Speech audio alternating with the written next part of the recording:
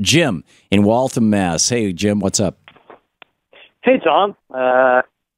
Good talking to you. Thank you. That crash of 2016, and now I'm on Screwed. Cool. Thank you. Yeah. I just thought it was amazing. I have a quick question for you about campaign finance. Mm-hmm. Could we ever do like a system like public funding, where every campaign, person, everyone running for office, say president, gets like, certain millions of dollars, and then, kind of like England, I don't think they do. They can't do like TV. No, in the UK, I don't know if they're prohibited from buying TV ads. It may well be, but they can't. My understanding is that you can't spend more than $100,000 in an election period, and that's why their elections only run through 2 to 3 weeks.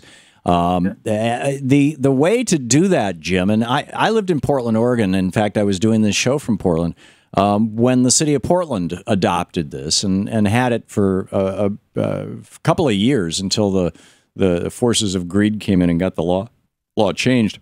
But the way it worked was, if you could get, and this was just in Portland, but I mean this is a great model for the whole country.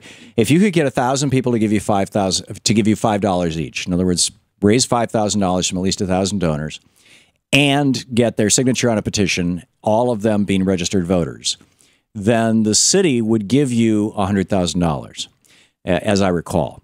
And my recollection is that the guy running for mayor in that election, that first election where this thing happened, was Sam Adams. Now, I might be wrong on which mayor it was, because, it was some years ago, it was 7, 8 years ago. But in any case, I'll use Sam Adams' name, and if I'm wrong, it's just consider him as a kind of generic candidate. But it was fascinating to watch, because Sam got his $100,000 and started spending it, and there was a woman who was running against him to be mayor who was a former lobbyist for Enron, and she had the support. And at the time, the big contentious issue was the city was trying to buy the privatized, once publicly owned, privatized to Enron, trying to buy back the electric system for the city, right? The electric power generation. And the company, PG&E, which was not the Pacific Gas and Electric, but it was another one, but it was called PGE. The company was refusing to sell it to the city, even though the city met the asking price, right? They just didn't want it to go public. They wanted somebody to be able to make a buck off it. So this woman who was a lobbyist for them was running against Sam. So he spent $100,000, she spent $100,000, and then she spends another $25,000. And as I recall, and what's the headline in the newspapers the next day? The headline in the newspapers the next day is that the taxpayers are now going to have to raise $25,000 and give it to Sam Adams, because anything that your opponent spends beyond the $100,000 the city gives you gets matched by the city. So every time she spent more money on advertising, she thought that the advertising would get her, the publicity that she needed to become mayor. But instead, what happened was every time she spent over that $100,000 limit, she was not taking the city funding. She was a lobbyist. But every time that happened, the headline in the local newspaper was, taxpayers having to give Sam's campaign even more money. And not just Sam, anybody who qualified. And Sam ended up winning that election.